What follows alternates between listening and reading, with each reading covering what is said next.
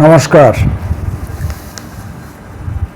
বনলতা সেন জীবনানন্দের একটি অতি বিখ্যাত বা প্রখ্যাত কবিতা,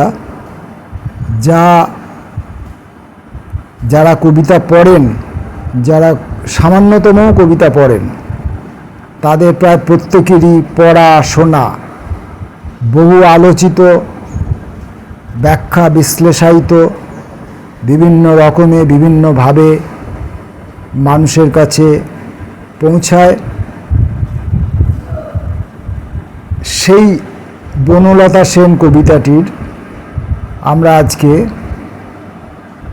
দুটি পাঠ পড়ব, যেটি বনলতা সেন কাব্যগ্রন্থের মধ্যে অন্তর্ভুক্ত, সেই পাঠটি পড়ব, এবং আরেকটি পাঠ আমরা পড়ব যেটি এই কবিতাটির খসড়া বা পাঠান্তর হিসাবে পরবর্তীকালে সংগৃহীত হয়েছে। প্রথমে পরিচিত, প্রকাশিত, আলোচিত, সমালোচিত, বিশ্লেষিত সেই বনলতা সেন কবিতাটি পড়ব।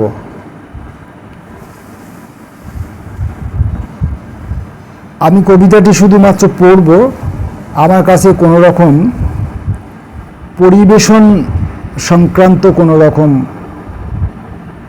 পটুতা আশা করবেন না নিশ্চয়ই। হাজার বছর ধরে আমি পথ হাঁটিতেছি পৃথিবীর পথে, সিংহল সমুদ্র থেকে নিশীথের অন্ধকারে মালয় সাগরে অনেক ঘুরেছি আমি। বিম্বিসার অশোকের ধূসর জগতে সেখানে ছিলাম আমি। আরও দূর অন্ধকারে বিদর্ভ নগরে আমি ক্লান্ত প্রাণ এক, চারিদিকে জীবনের সমুদ্র সফেন। আমারে দুদণ্ড শান্তি দিয়েছিল নাটোরের বনলতা সেন। চুল তার কবেকার অন্ধকার বিদিশার নিশা, মুক্তার শ্রাবস্তির কারুকার্য। অতিদূর সমুদ্রের পর হাল ভেঙে যে নাবিক হারায়েছে দিশা, সবুজ ঘাসের দেশ যখন সে চোখে দেখে দারুচিনি দ্বীপের ভিতর, তেমনই দেখেছি তারে অন্ধকারে। বলেছে সে, এতদিন কোথায় ছিলেন? পাখির নীড়ের মতো চোখ তুলে নাটোরের বনলতা সেন। সমস্ত দিনের শেষে শিশিরের শব্দের মতন সন্ধ্যা আসে, ডানার রৌদ্রের গন্ধ মুছে ফেলে চিল। পৃথিবীর সব রং নিভে গেলে পাণ্ডুলিপি করে আয়োজন। তখন গল্পের তরে জোনাকির রঙে ঝিলমিল, সব পাখি ঘরে আসে, সব নদী ফুরায় জীবনের সব লেনদেন। থাকে শুধু অন্ধকার, মুখোমুখি বসিবার বনলতা সেন। এটি হচ্ছে মূল কবিতাটি। এরপর এর খসড়া কবিতাটি বা পাঠান্তর কবিতাটি, যাই বলি না কেন, সেটি কেমন ছিল, যেটি সংগৃহীত হয়েছে, সেটি পড়ে দেখা যাক। শেষ হলো জীবনের সব লেনদেন, বনলতা সেন। কোথায় গিয়েছো তুমি আজ এই বেলা? মাছরাঙা ভোলে নিত দুপুরের খেলা, শালিক করে না তার নীর অবহেলা। উচ্ছ্বাসে নদীর ঢেউ হয়েছে সফেন, তুমি নাই বনলতা সেন। তোমার মতন কেউ ছিল কি কোথাও? কেন সে সবের আগে তুমি চলে যাও?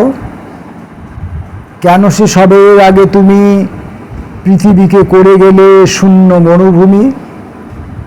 কেন যে সবার আগে তুমি ছিঁড়ে গেলে কুহকের ঝিলিমিলি টানা ওপরেন? কবেকার বনলতা সেন।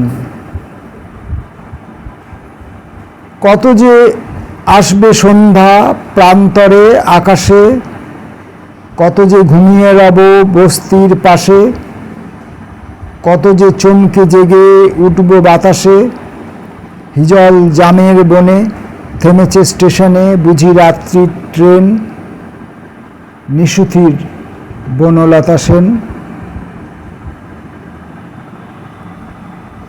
এই বনলতা সেনের পাঠ্যান্তর স্পষ্টতই বোঝা যাচ্ছে যে এই খসড়াটি বা এই পাঠ্যান্তরটি প্রথমে লিখিত হয়েছে এবং পরে এটি আমূল পরিবর্তিত হয়ে যে বনলতা সেনকে আমরা চিনি জানি সেটিতে রূপান্তরিত হয়েছে। আমার ধারণা এই খসড়াটি ছাড়াও আরও অনেকবার এটি সংশোধিত, সংযোজিত, বিয়োজিত, নতুন রকমভাবে বিন্যস্ত হয়েছে, যেগুলো হয়তো আমাদের হাতে এসে পৌঁছায়নি। ক্রমে ক্রমে ক্রমে ক্রমে পরিবর্তিত হতে হতে কবি তার বনলতা সেনের যে বর্তমান রূপ সেই রূপে সাজিয়েছেন বা এঁকেছেন বা নির্মাণ করেছেন, যাই বলুন। নমস্কার।